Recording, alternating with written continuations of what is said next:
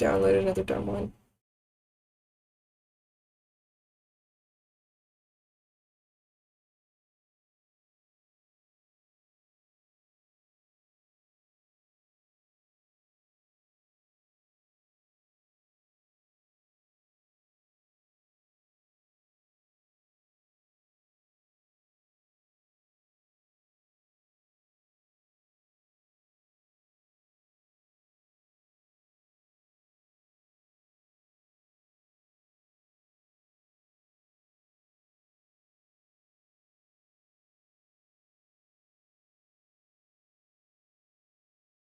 I guess I'll do that one.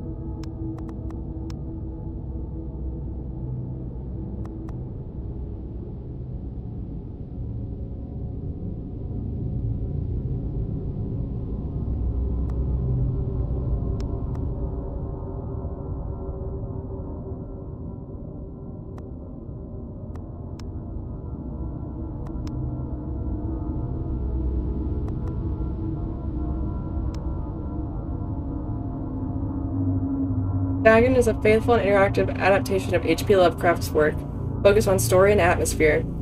You will not find difficult choices, action sequences, or inventory management here, and movement is limited to progressing through locations along with the plot.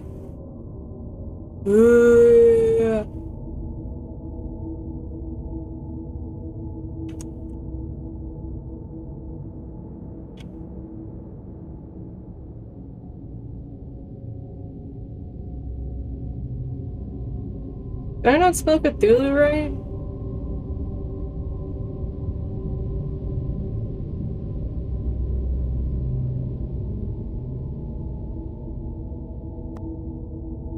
I am writing this under an appreciable mental strain, since by tonight I shall be no more.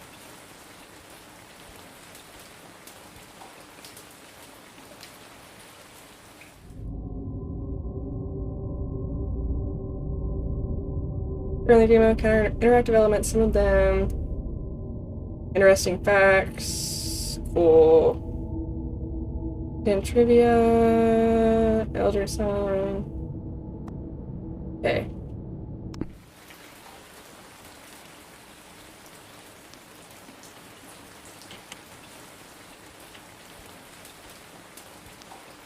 Penniless, and at the end of my supply of the drug which alone makes life endurable, I can bear the torture no longer, and shall cast myself from this garret window into the squalid street below. Why? Do not think from my slavery to morphine that I am a weakling or a degenerate. When you have read these hastily scrawled pages, you may guess, though never fully realize, why it is that I must have forgetfulness or death.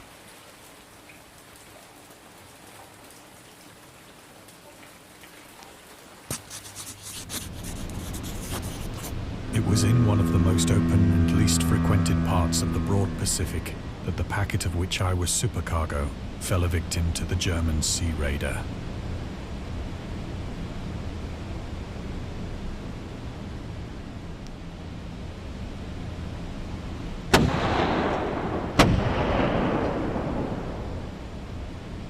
The Great War was then so at its very pretty. beginning, and the ocean forces of the Hun had not completely sunk to their later degradation. Of the Hun? So that our vessel was made a legitimate prize, whilst we of her crew were treated with all the fairness and consideration due us as naval prisoners. He was attacked by Huns?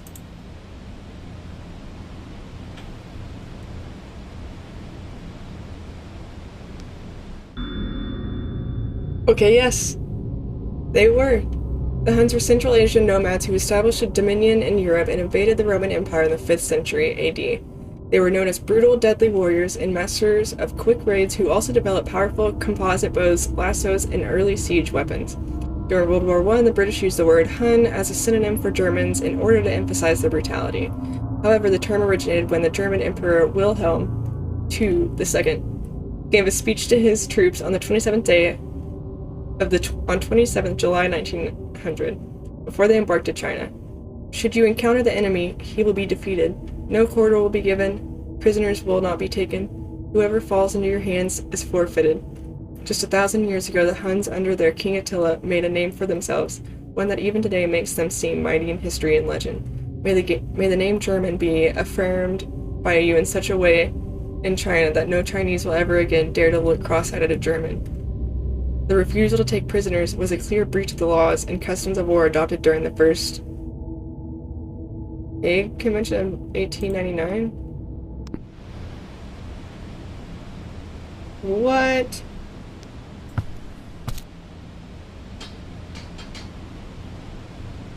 So liberal, indeed, was the discipline of our captors, that 5 days after we were taken, I managed to escape alone, in a small boat, with water and provisions for a good length of time.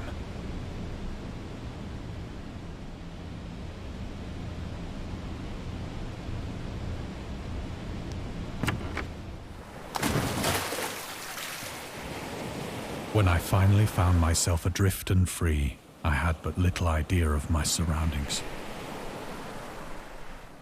Never It's a competent horrifying. navigator, I could only guess vaguely by the sun and stars that I was somewhat south of the equator. Of the longitude, I knew nothing, and no island or coastline was in sight.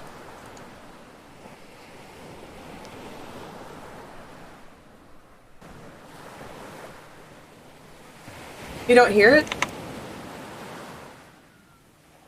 Did I do it again? Did I unclick it again?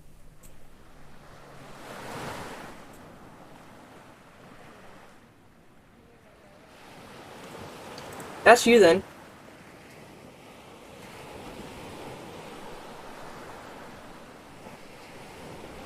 What am I supposed to be? The weather kept fair, and for uncounted days I drifted aimlessly beneath the scorching sun, waiting either for some passing ship or to be cast on the shores of some habitable land.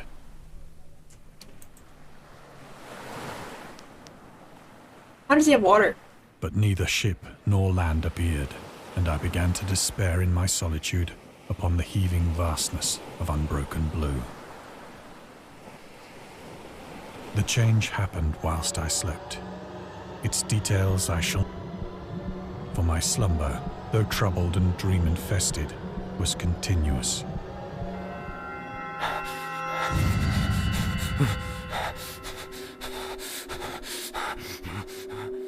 What? When at last I awoke, it was to discover myself half sucked into a slimy expanse of hellish black mire, which extended about me in monotonous undulations as far as I could see, and in which my boat lay grounded some distance away. Though one might well imagine that my first sensation would be of wonder at so prodigious and unexpected a transformation of scenery, I was in reality more horrified than astonished.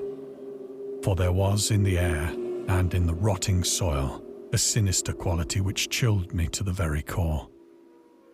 The region was putrid with the carcasses of decaying fish and of other less describable things which I saw protruding from the nasty mud of the unending plain. What the heck? Perhaps I should not hope to convey in mere words the unutterable hideousness that can dwell in absolute silence and barren immensity. There was nothing within hearing and nothing in sight save a vast reach of black slime. Yet the very completeness of the stillness and the homogeneity of the landscape oppressed me with a nauseating fear. What? The sun was blazing down from a sky which seemed to me almost black in its cloudless cruelty, as though reflecting the inky marsh beneath my feet.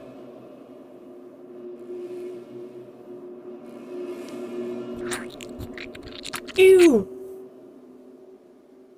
As I crawled into That the was a stranded horrible boat, noise. I realized that only one theory could explain my position.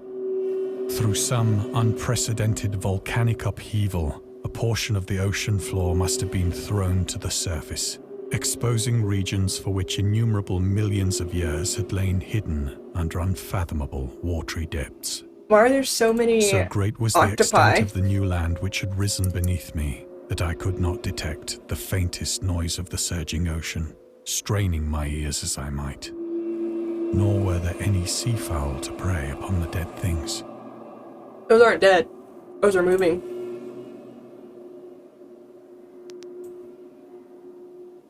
For several hours I sat thinking or brooding in the boat, which lay upon its side and afforded a slight shade as the sun moved across the heavens. As the day progressed, the ground lost some of its stickiness and seemed likely to dry sufficiently for traveling purposes in a short time. That night I slept but little, and the next day I made for myself a pack containing food and water, preparatory to an overland journey in search of the vanished sea and possible rescue. Ooh. On the third morning, I found the soil dry enough to walk upon with ease. The odor of the fish was maddening, but I was too much concerned with graver things to mind so slight an evil, and set out boldly for an unknown goal.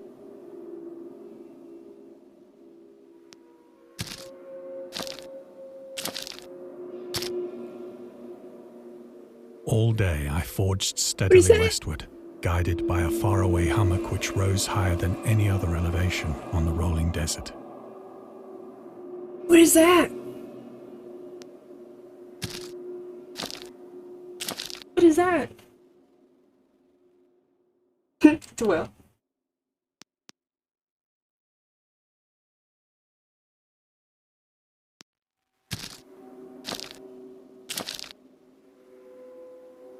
That night, I encamped, and on the following day still travelled toward the hummock, though that object seemed scarcely nearer than when I had first espied it.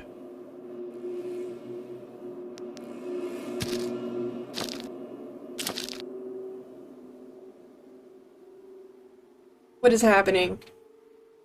By the fourth evening, I attained the base of the mound, which turned out to be much higher than it had appeared from a distance. An intervening valley setting it out in sharper relief from the general surface. Too weary to ascend, I slept in the shadow of the hill. I know not why my dreams were so wild that night, but ere the waning and fantastically gibbous moon had risen far above the eastern plain, I was awake in a cold perspiration, determined to sleep no more. Such visions as I had experienced were too much for me to endure again, and in the glow of the moon I saw how unwise I had been to travel by day. Without the glare of the parching sun, my journey would have cost me less energy. Indeed, I now felt quite able to perform the ascent which had deterred me at sunset. Picking up my pack, I started for the crest of the eminence.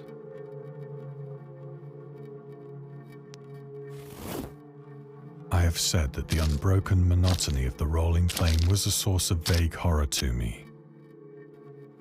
But I think my horror was greater when I gained the summit of the mound and looked down the other side into an immeasurable pit or canyon, whose black recesses the moon had not yet soared high enough to illumine. Can't see it? I felt myself on the edge of the world, Oh, is that it? peering over the rim into a fathomless chaos of eternal night. Through my terror ran curious reminiscences of Paradise Lost, and of Satan's hideous climb through the unfashioned realms of darkness. As the moon climbed higher in the sky, What is happening? I began to see that the slopes of the valley were not quite so perpendicular as I had imagined. Ledges and outcroppings of rock afforded fairly easy footholds for a descent. whilst after a drop of only a few hundred feet, the declivity became very gradual.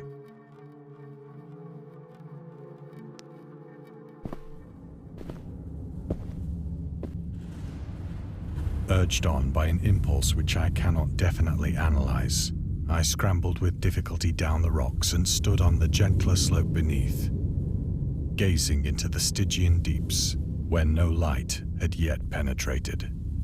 All at once, my attention was captured by a vast and singular object on the opposite slope, which rose steeply about 100 yards ahead of me. A piece of paper? An object that gleamed whitely in the newly bestowed rays of the ascending moon. A piece of paper?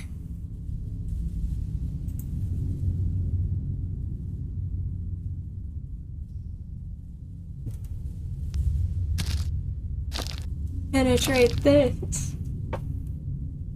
That it was merely a gigantic piece of paper. Stone, I soon assured myself. But I was conscious of a distinct impression that its contour and position were not altogether the work of nature. It's a piece of paper?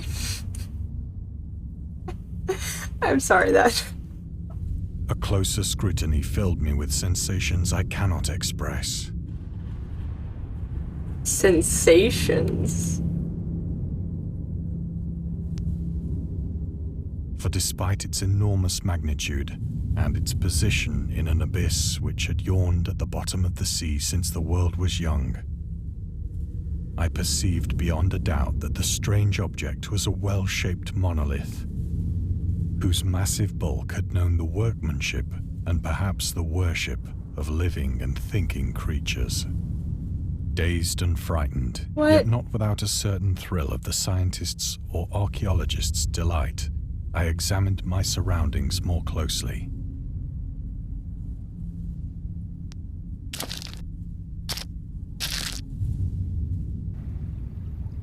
The moon, near the zenith, shone weirdly and vividly above the towering steeps that hemmed in the chasm, and revealed the fact that a far-flung body of water flowed at the bottom, winding out of sight in both directions and almost lapping my feet as I stood on the slope. Across the chasm, the wavelets washed the base of the Cyclopean monolith, on whose surface I could now trace both inscriptions and crude sculptures.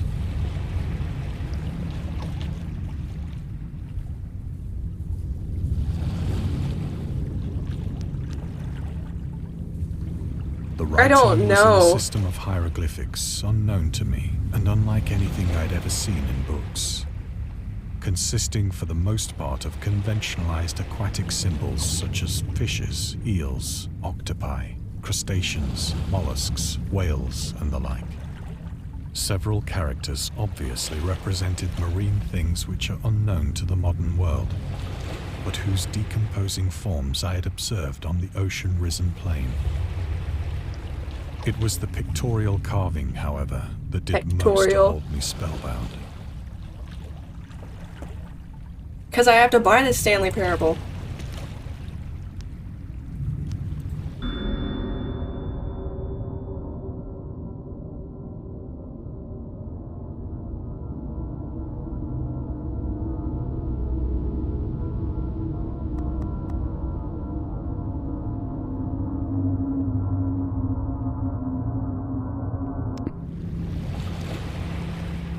I just want to see Cthulhu. Across the intervening water, I don't want to play the whole game, I just want to see Cthulhu. Size were an array of bas-reliefs whose subjects would have excited the envy of a doré.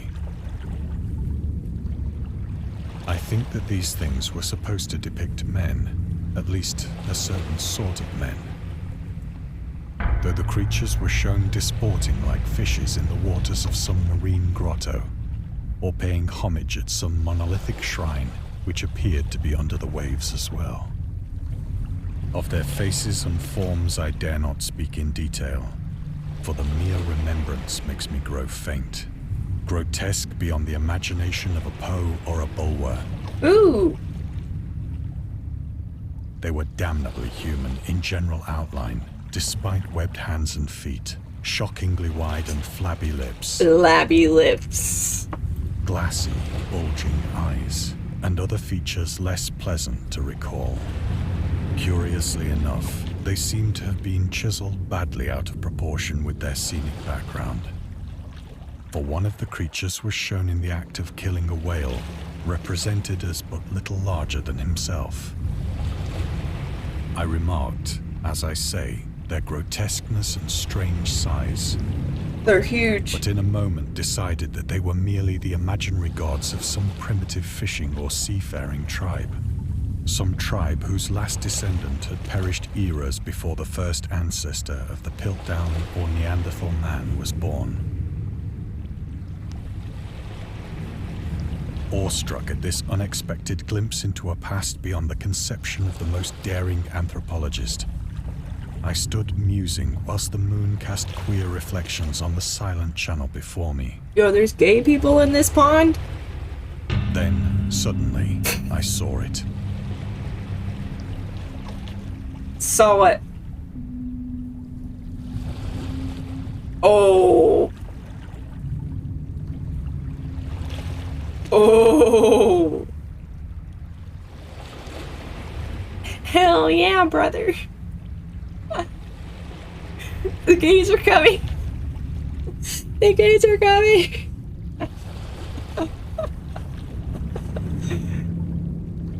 Oh God. What is it? With only a slight churning to mark its rise to the surface, the thing slid into view above the dark waters. Oh, what is it? It's the gays. Shit! Like and loathsome, it darted like a stupendous monster of nightmares to the monolith. What is that? About which it flung its gigantic scaly arms, the while it bowed its hideous head and gave vent to certain measured sounds.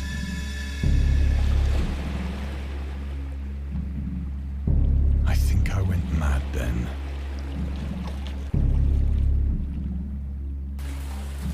Of my frantic ascent of the slope and cliff, and of my delirious journey back to the stranded boat, I remember little.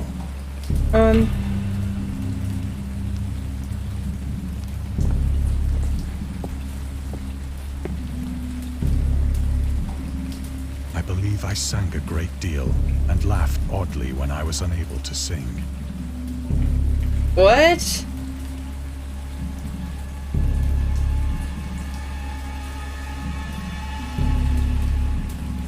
Oh, I didn't click next.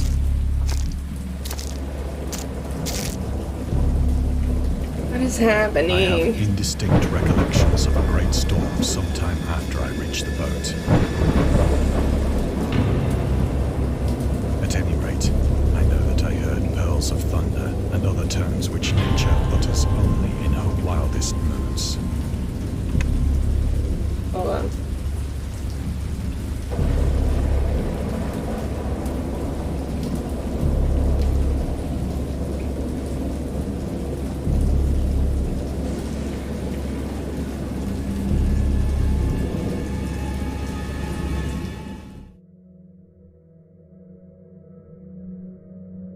When I came out of the shadows, I was in a San Francisco hospital.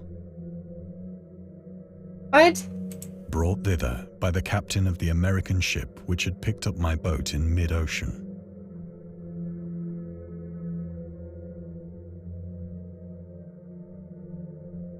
In my delirium, I I'm had so said confused. much, but found that my words had been given scant attention.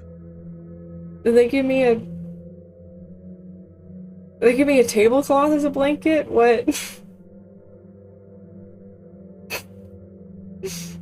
Of any land upheaval in the Pacific, my rescuers knew nothing. Nor did I deem it necessary to insist upon a thing which I knew they could not believe. What?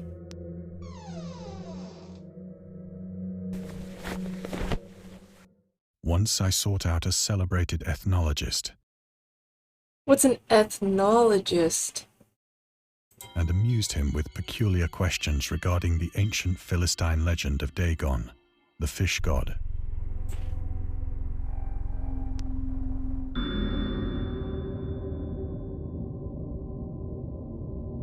Deity of the Philistines, ancient god of fertility and crops,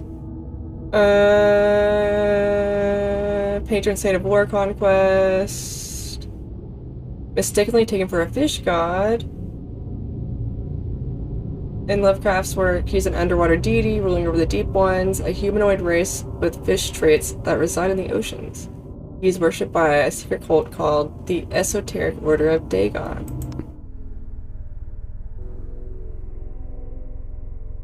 Ah, an ethnologist. Yes. I knew that. Yes. A person who studies different societies and cultures. But soon perceiving that he was hopelessly conventional, I did not press my inquiries. Necronomicon.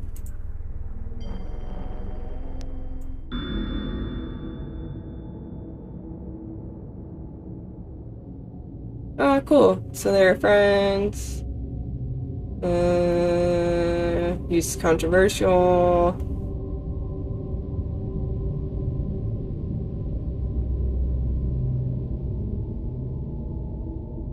Okay. Don't care about that. I want the good story.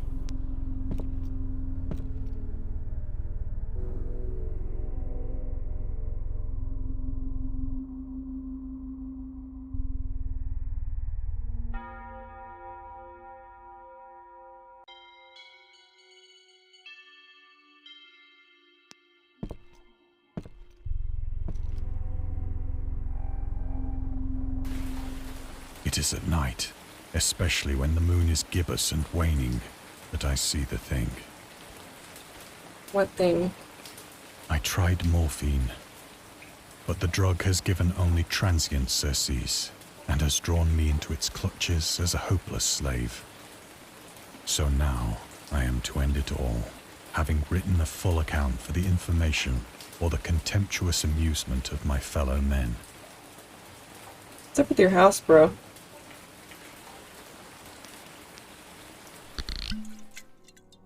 Often, I ask myself if it could not all have been a pure phantasm.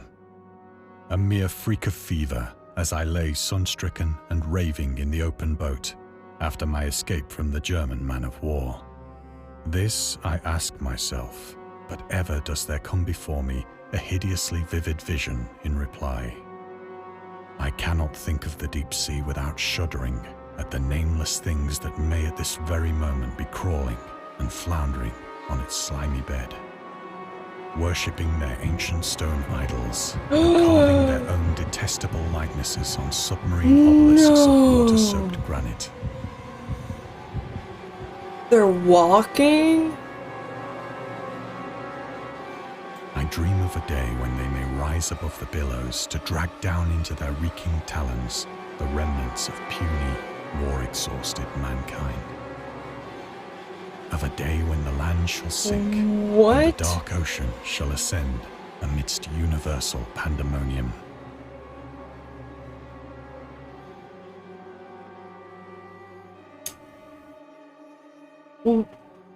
What?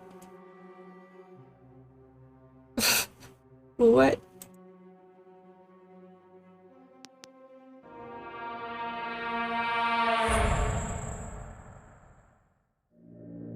The end is near.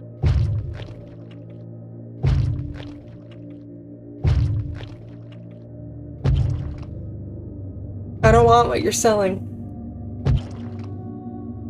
I hear a noise at the door, as of some immense slippery body lumbering against it. Slippery body.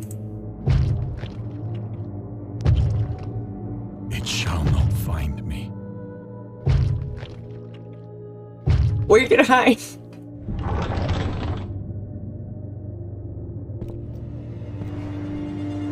God, that hand!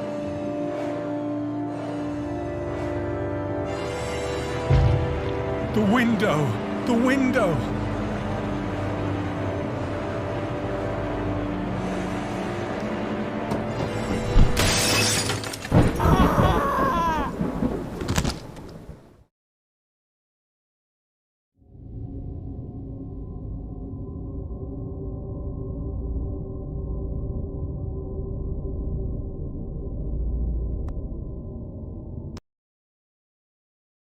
Okay, so that was a demo. I'm glad I did the demo. Didn't buy it.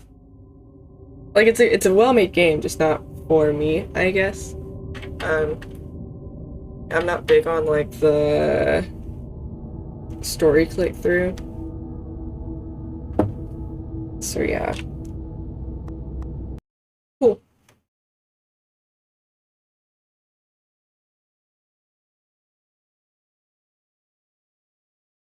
I want like a stupid, goofy game to play.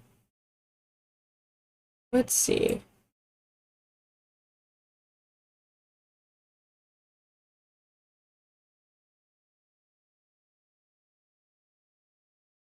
Anime games.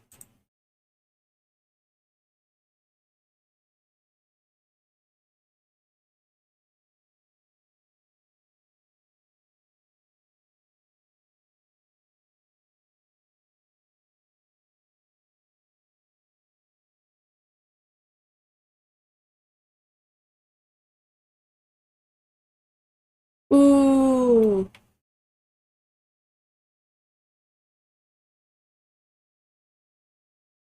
We're gonna play this demo.